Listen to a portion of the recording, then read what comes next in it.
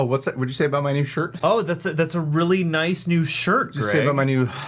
That's sharp. My new Rockstars?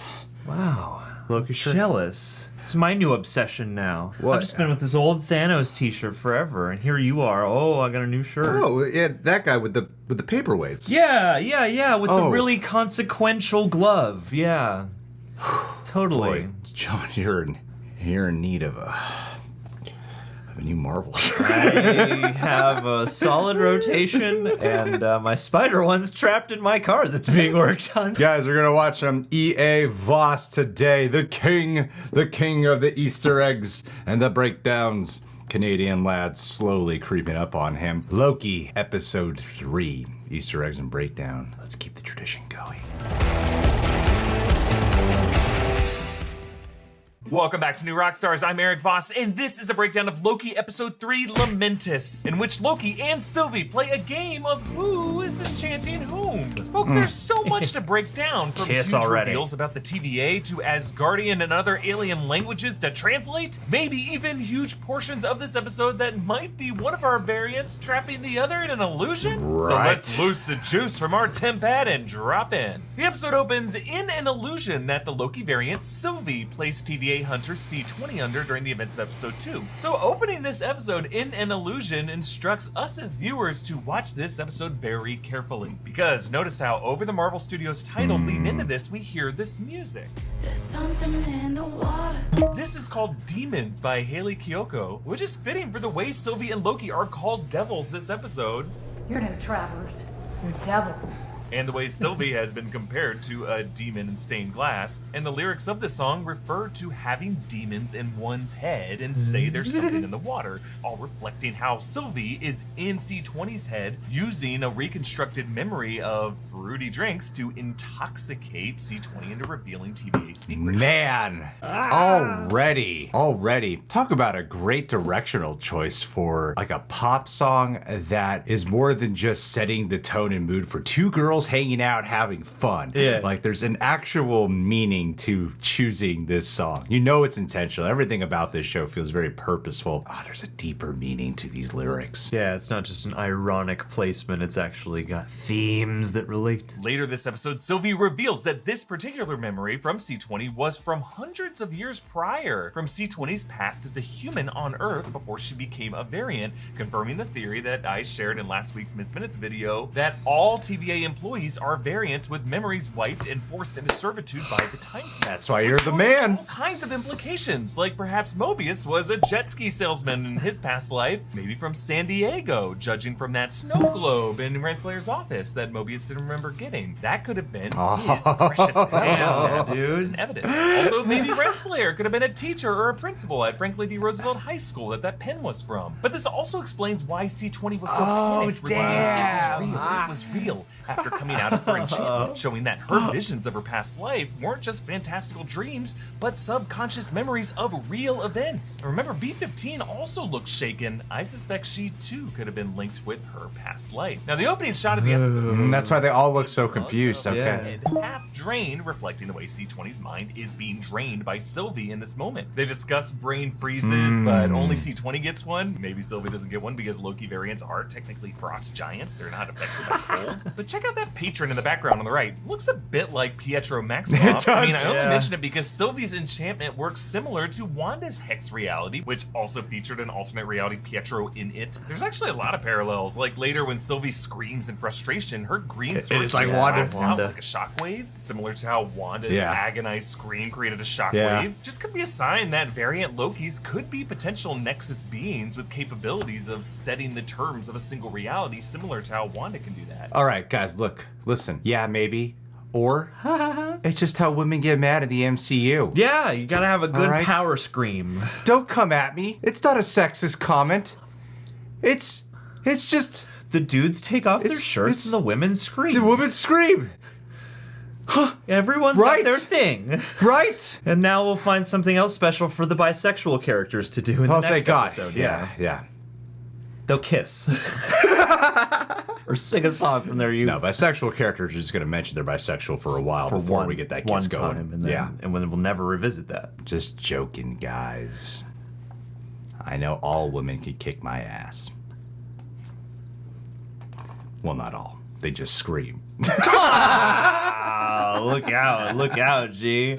The wrong scream, though, you might get trapped in a hex. The whole other life you don't want to live. I'm just messing around. But no, in all sincerity, though, yeah, her magic, while it's more green, Wanda had mind control capabilities, and so she has her version of mind control capabilities as well. So it's both magic-based, so it makes sense that some of the rules and there will be parallels between what they're doing. They lend credence to each other by having some type of consistency within the medium. And if you think about it, Wanda did create the Westview Hex out of grief over Vision's absence. And what does Loki say to Sylvie here? You lack vision. Lack vision! But the illusions also work the same way, because notice that moment C20 suspects something is off about the reality, Sylvie switches it, jumping ahead suddenly to nighttime, similar to how whenever a glitch in the Matrix happened in Westview, Wanda would suddenly edit past it and progress forward in time. In that case, a sitcom decade forward. Also, Sylvie grabs C20's wrist to get her to refocus on her after the switch, showing how physical contact is needed to form that neural link for the enchantment. Now the music has changed to Deep Blue by Ladytron, with lyrics foreshadowing the whole journey ahead for Sylvie on Lamentis 1, seeking a power station on a train out of town. Hey, by the way, included in our Loki-inspired merch is our latest augmented reality shirt, which, when viewed through an AR app, the God of Mischief comes alive. Look out, G. I just bought this. Dude. No! It's my time.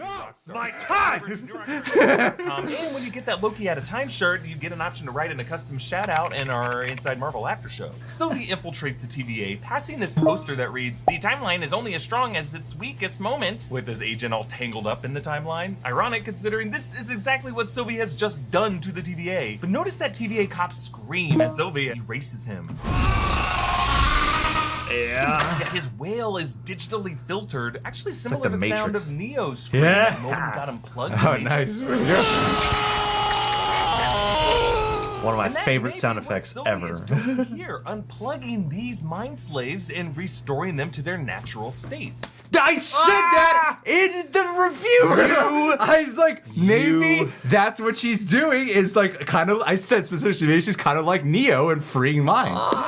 You should be on new Rockstars. You deserve Eric's job now. And then once I hit play, he's gonna be like, "But here's why that's not the case." I'm like, damn it! Here's why Greg specifically was wrong. Which might be why it seems to bring her so much satisfaction to do it. Loki snatches Sylvie's tempad and depletes its juice, leaving them marooned on Lamentis 1 in the year 2077, as another planet is about to collide with it, Melancholia style. Actually kind of like the way Thanos grabbed a moon and threw it at Titan. But Lamentis is actually in the comics. It's an outworld planet on the edge of Kree space. It's from the Annihilation Prologue issue, which Xandar. I believe I showed that out 6 decades after Xandar's off-screen destruction by Thanos prior to Infinity War. So perhaps we're now seeing the aftermath of the Nova Corps' inability to protect Xandar's colonies. Here, Lamentis 1 Interesting. based on LV-426 and Aliens, which we know was a reference for this episode based on the guards being named Private Hudson and Corporal Hicks. Not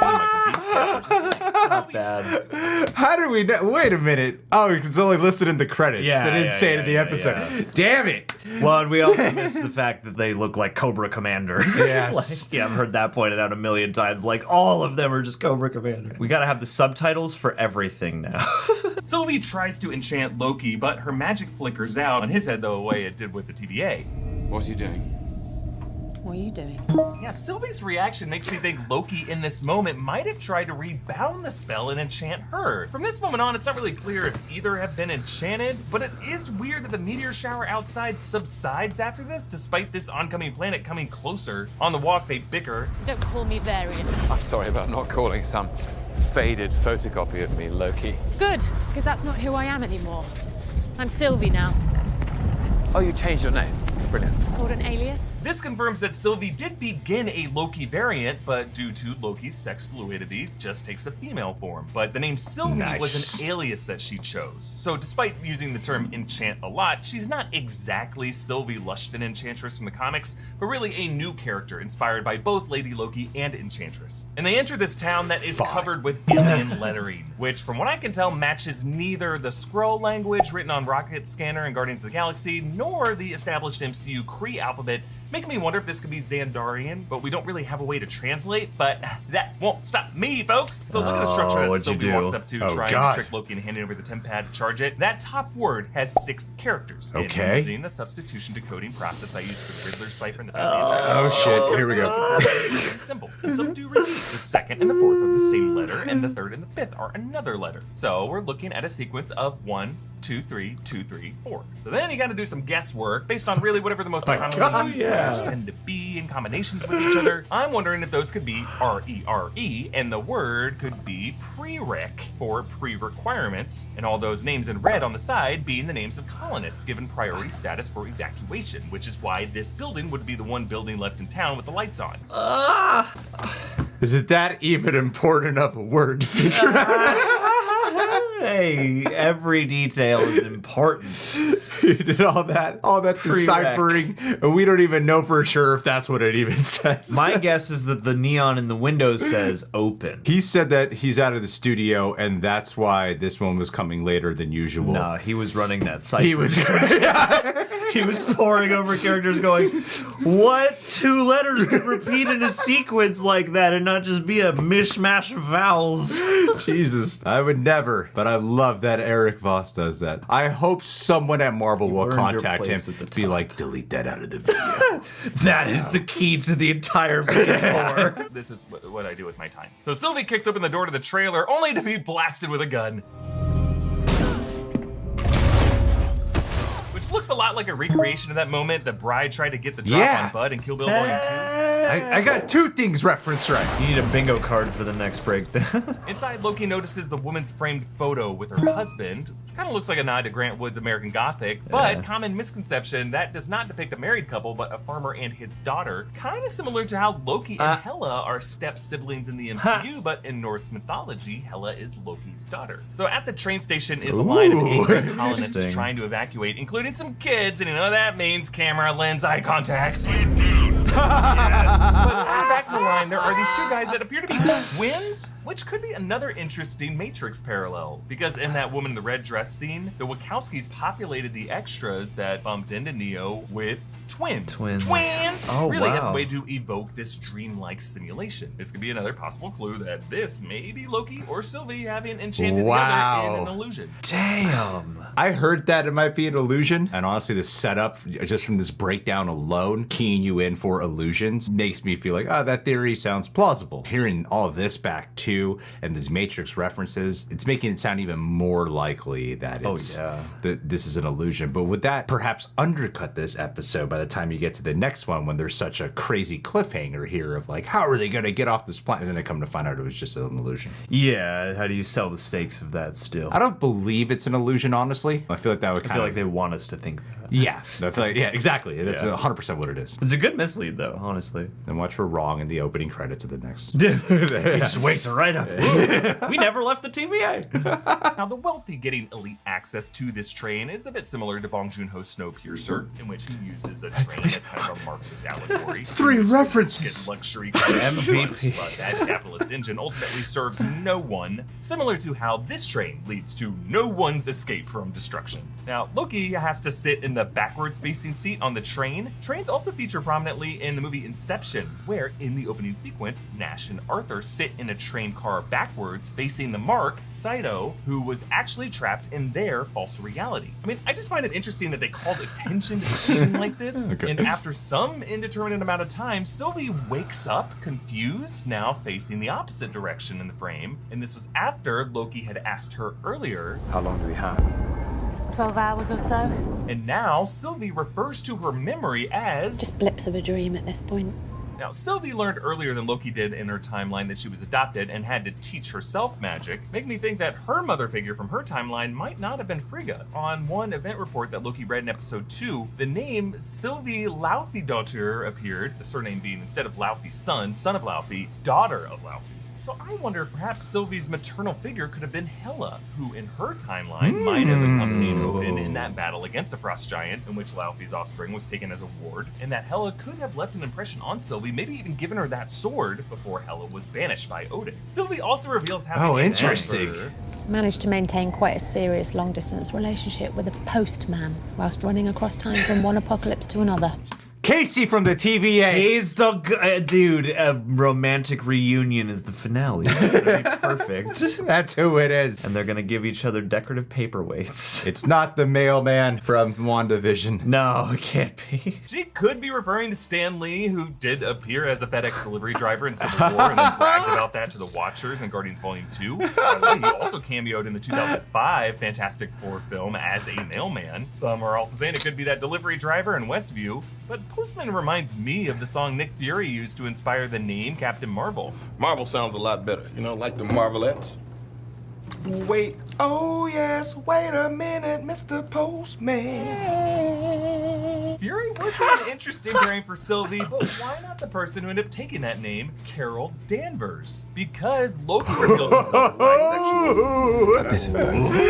That I suspect the would same be is true. And something. Sylvie doesn't really argue with that. And Carol would have been a superpowered galaxy hopper whose whereabouts were unknown from 1995 to 2018. So Sylvie wakes up to find Loki singing. That would Mr. be Postman. awesome. Yeah. I would love that. That would be a great surprise for Captain Marvel too. Just completely steal the focus when Sylvie shows up like, hey babe. And Marvel will get their first love-making scene. Mm-hmm. Higher, further, faster, baby. Let's go. Oh yeah, and everyone online will love it unequivocally.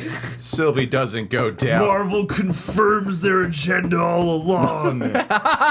Now, according to the captions, this is an Asgardian, making this the first time we've heard Asgardian as a language in the MCU, though it's really Norwegian. His lyrics translate to, "In stormy black mountains I wander alone, over the iceberg I pull myself forth, in the apple garden stands the maiden fair, and I sing, when will you come home?" Loki, drunk, calls back Thor's move in the first Thor film. Another! And he tells Sylvie that he's not drunk, just full, which is another in-joke because in Norwegian, to be full means to be drunk. Loki gives an answer to their chat about what love is. Love is a dagger, but ultimately when you reach for it, It isn't real.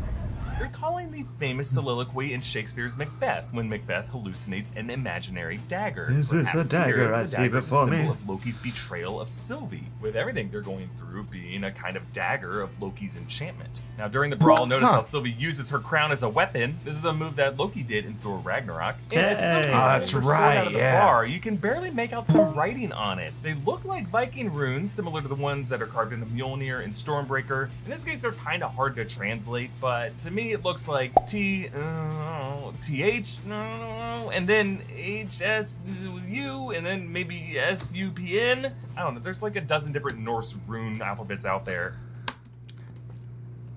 Let's get this straight. You spent forever trying to decode a completely made-up language that doesn't exist anywhere, that you've never seen anywhere. And all you got was prereq, and then here you're like, it's something, whatever. I'm not gonna spend much time on that one.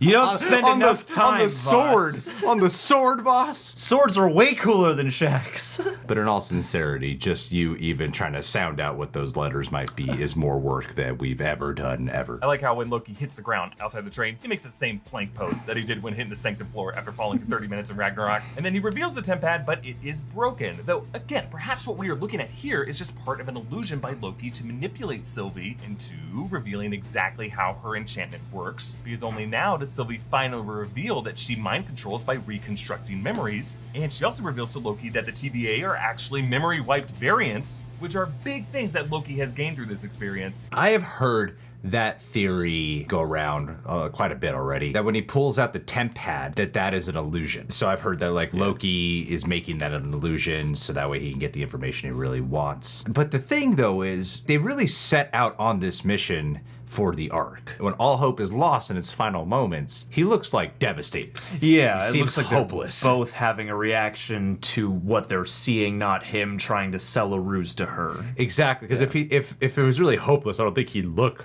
hopeless. Like, is he trying to say? She walks away, and he's just like still looking upon it. Oh, no.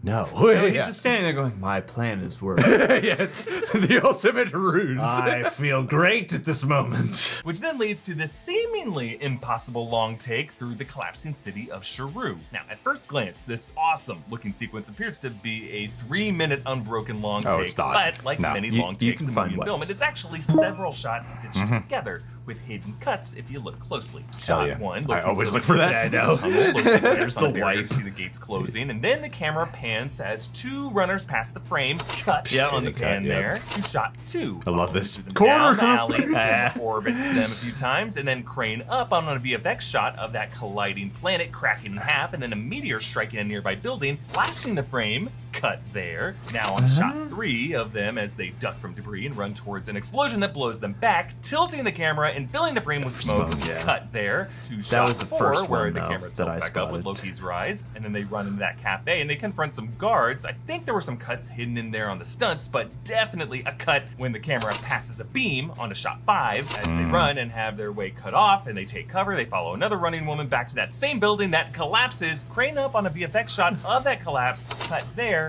to shot 6, where they run and Loki freezes that tower from crushing them, reverses it back up, and then right after, as Loki runs right with the whip pan, there's a really hard to spot cut there. Notice Loki's body from 2 different shots are layered on top of each other, barely overlapping, leading to shot motion 7, blur. where Interesting. Loki and Sylvie fight off the last of the guards at the gate, only to see the Ark get destroyed by meteors. As Loki's charm foreshadowed, we got some fireworks. Now, notice that in their last moves, Loki and Sylvie do these same leg Yes. sweeps on the guards, mirror yes, images of yes. each other. Some are saying that Loki might have used a stolen time stone to stop and reverse that tower collapse, but after Loki used Cosmic telekinesis Wonder. to summon that Roomba, I later realized that we've also seen Loki use telekinesis to throw over all the furniture in that prison cell in the Dark World. So this is yes. something that he can do. Dark World. Also, that time stone only would have worked if Proving Lamentis 1 in useful 2077 again. is that exact prune timeline that time stone was taken from. And since Sylvie created the whole bunch of branches with her bombing, I just think it would be really hard for Loki to think ahead so perfectly. Also, I'm pretty sure we heard that time stone clunk back in the drawer. Really, if Loki had a functional time stone here, he would have used it in dozens of ways. Cosmic Wonder, I still really enjoy your hit video. Even though it's been completely dismantled here and now in front of our very eyes. Again, Be okay. I didn't think that he had the time stone only because, like what I was saying about the illusion. Yeah. With Tempad, because of how the final, literally the actual final shot of Loki looking upon the Ark being destroyed. That's why I was like, well, nah, I mean, he wouldn't look so worried. Well, and I feel like if he had used the time stone to catch the tower, he could have then used the time stone to maybe reverse the meteor. I think also Sylvie would have taken more notice of what just happened in that moment. Yeah, you instead know, of being like, that's part of our power set, let's go on. you Yes, exactly. Yeah. There was a lot of like story beats more so that was making me think that that wasn't the case. And then he's going with like logical rules. know? That's no fun.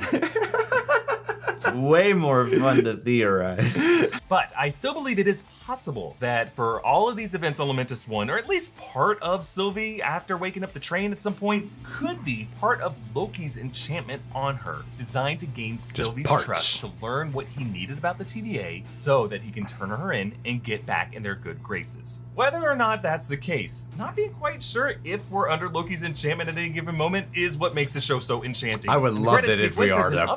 updated with I would photos love of it if Loki we are. and Sylvie together, evoking how Loki called her a poor photocopy of him. Here, Eh. both are black and white photocopies, all while Bonnie Guitar's Dark Moon plays, with the lyrics paralleling the way Loki and Sylvie's scheme was cut off by a dark moon. Or it was a planet. Planet. It looked like a moon, but they called it a planet. Anyway, support this channel by checking out our new Loki-inspired merch options, especially that Loki Out of Time shirt. Yeah! NewRockstarsMerch.com. Hey! Follow me on Instagram and Twitter at EAVoss. Follow and subscribe to New That's Rockstars. nice. Thank you for watching. Bye.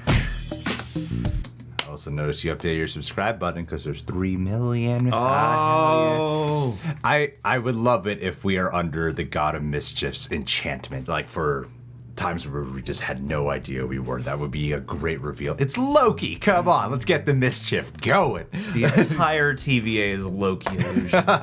Everything we've seen up until this It just point. cuts to Loki and Thor Ragnarok in the jail cell messing with us. Just entertaining myself. And I actually did completely forget about in the jail cell in there how he does launch those chairs back. Yeah. Oh yeah, we have seen those powers. I did forget about that. I love how much legitimacy the MCU MCU has lately been lending Thor the Dark World. Guys, thank you so much for being here. Subscribe to New Rockstars if you haven't done so already. Keep a lookout for our Loki episode 4 reaction. Get ready to watch me wear this shirt for the next 3 weeks, and the reaction there, and then the New Rockstars reaction here. That's John Humphrey on social media, the Greg Alba. Greg. Like buttons galores. See you guys. You rock. Thank you so much for being here.